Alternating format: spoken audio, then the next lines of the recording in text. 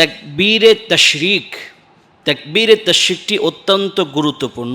আজকে আমরা সহি শুদ্ধ করে তাকবীরে তাশরিকটি শিখব, কোনো রকমের ভুল ইনশাআল্লাহ থাকবে না।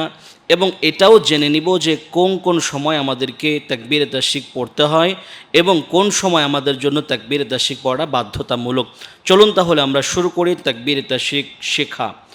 প্রথমে আমরা বলছি যে প্রথম যে লাইনটা আছে এটা বলবো, হামজা লাম জবর আল, লাম খাড়া জবর লা, এখানে এক আলিফ টান হবে খাড়া জবর হওয়ার কারণে। আল্লাহ হা পেশ হু, আল্লাহু, আল্লাহু। হামজা কাব জবর আক, বা জবর বা, আক বা রা পেশ রু, আকবারু। এখানে আমরা জজম করব, জজম করে পড়ব, তাহলে আকবার, আকবার, আল্লাহু আকবার, আল্লাহু আকবার। দ্বিতীয়বার আবার একই, আল্লাহু আকবার। এখানেও এক আলিফ টান হবে, এখানেও এক আলিফ টান হবে, আল্লাহু আকবার, আল্লাহু আকবার। এরপরে লা ইলাহা, লাম আলাই জবর লা, এক আলিফ টান হবে এখানে, হামজাজের ই, লা ই, লাম খাড়া জবর, এখানে খাড়া জবর হবে মূলত, যদিও এখানে জবর দেওয়া আছে টাইপিং মিস্টেকের কারণে, তাহলে এখানে খাড়া জবর হবে, এক আলিফ টান হবে, লা ইলাহা জবর হা, ইলাহা, লা ইলাহা। তাহলে তিনটা একবারে বলছি, আল্লাহু আকবার, আল্লাহু আকবার, লা ইলাহা, লা ইলাহা। এরপরে হামজা লাম জের ইল, হামজা লাম জের ইল, লাম লাম জবর লাল, ইল লাল।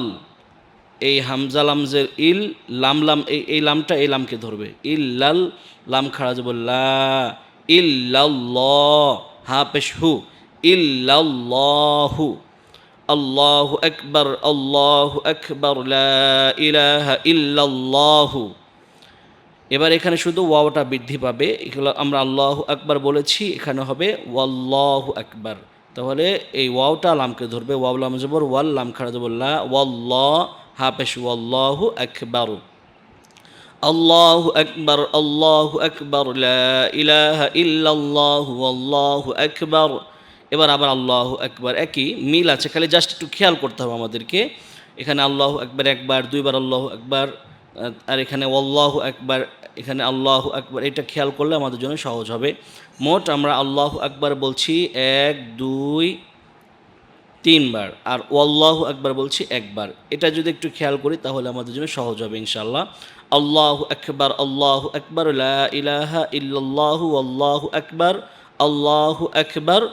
এখানে ওয়ালিল্লাহিল হামদ, ওয়াও জবর ওয়া, লাম লাম জে লিল, ওয়ালিল, লাম খাড়া জবর লা, ওয়ালিল্লাহ, এখানে লাম খাড়া জবর হবে, ওয়ালিল্লাহ, এক আলিফ টান হবে, হা লামকে ধরবে, হা লাম জের হিল, ওয়ালিল্লাহিল, হা মিন জবর হাম, দাল পেশ দু, হামদু।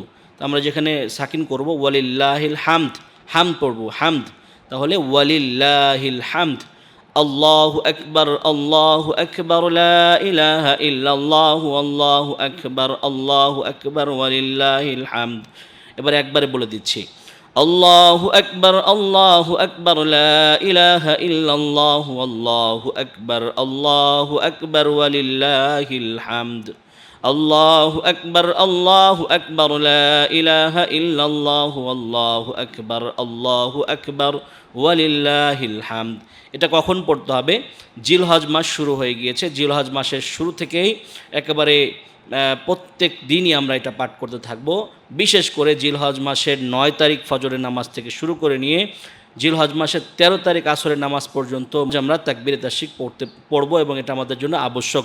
অর্থাৎ প্রত্যেক ফরজ নামাজের পরে নারী পুরুষ উভয় একবার একবার করে, পুরুষেরা জোরে, নারীরা আস্তে আস্তে বলবে আল্লাহু আকবার, আল্লাহু আকবার, লা ইলাহা ইল্লাল্লাহু, আল্লাহু আকবার, আল্লাহু আকবার, ওয়ালিল্লাহিল হামদ। এই তাকবীরটি অবশ্যই পাঠ করতে হবে, না হলে কিন্তু আমাদের ওয়াজিব ছুটে যাবে। সুতরাং আমরা সকলে পাঠ করব। আল্লাহ তাআলা আমাদের সবাইকে তৌফিক দান করুন, আমিন।